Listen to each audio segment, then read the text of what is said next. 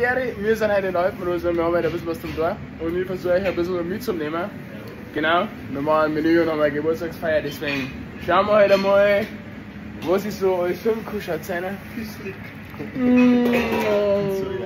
Das ist ein Kiez. Und ja.